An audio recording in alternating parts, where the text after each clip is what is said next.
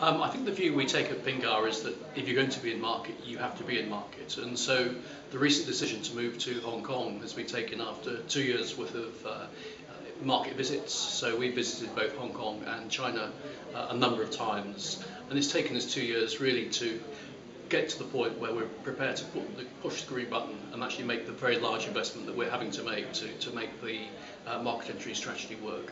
Well, we work in two markets. First of all, India. We've worked in India for about 10 years, and so we recruit and employ local Indian managers, and clearly they're very conversant with both the culture, the language, and the peculiarities of their particular marketplace. In China, we're taking a slightly different approach.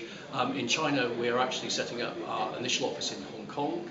The reason being we're quite familiar with the Hong Kong setup. It's much more familiar to us. There are a much greater number of similarities with New Zealand. And yet, of course, because we're close to, because Hong Kong is part and parcel of a kind of greater China, it does give us that access. And so far as Pingar itself is concerned, we do employ full-time Chinese language speakers on our staff. So we're able to get over the language issue that way. Awesome. Building relationships is very important, particularly in China. As I said before, we've been going to China now for at least 2 years, and although we're only just now setting up our offices in Hong Kong, we've already established some quite meaningful relationships. And so in October last year, we were able to sign a memorandum of understanding with East China Normal University in Shanghai. And since that time, and that was 6 months ago, there have been at least 2 visits by our research team in Auckland to Shanghai to engage with the university. And so we know that there are no quick wins in China. Everything only develops after relationships have been built. And of course in India, again, going back 10 years, we already have well-established relationships. And so the challenges there are not as great. I think the other thing to say about India, of course, is English is very widely spoken.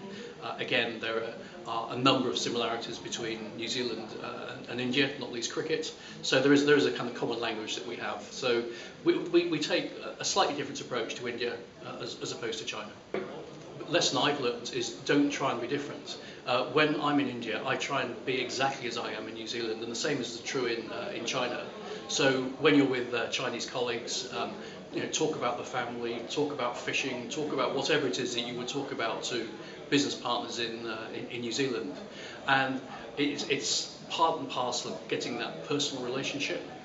So I think one very good example is that when I do business in North America, for instance, the legal contract is very, very important.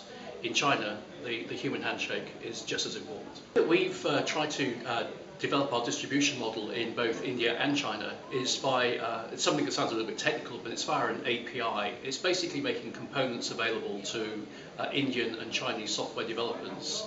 And because they are components, we have the opportunity to constantly update them. And so if we're looking at, for instance, our intellectual property, the way that we remain our competitive edge is effectively by being a moving target. So every month we're able to add new components to our API. So we're not standing there with a single product. Instead, we have a number of components that make up a number of opportunities for developers in both countries to build great applications. The best way, frankly, to manage IP or develop your IP in both China and in India is through innovation. I think the key thing is to keep investing in research and development, and if you do that, if you keep bringing new products to the market, then that frankly is the best and probably only way to guarantee the integrity of your intellectual property. Okay. The collaboration, particularly for Hong Kong and China, has been with government agencies like New Zealand Trend Enterprise, the Ministry of Science and Innovation.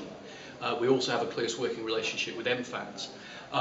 Pingar is slightly fortunate in that we do have a global relationship with Microsoft, and so we've managed to leverage that relationship in China. So over the past 6 months, we've visited Microsoft offices in Shenzhen, Shanghai, Beijing, and in fact our new office in Hong Kong is going to be in Cyberport, which is the home of Microsoft Hong Kong. So by leveraging that relationship, we are able to meet their partners in the region, and I think that's one way in which Pingar is going to particularly expand its message in Hong Kong. Okay. I think focus is very important. One of the great advantages we have as a company is that we aren't restricted in any way by scale. And of course, both India and China offer masses of scale. Because we produce effectively a weightless product, that can be downloaded by whether it's 10,000 or 10 million people. It doesn't really impact on Pingar, except of course the fact we need to provide the bandwidth and the servers. So we will never run out of product.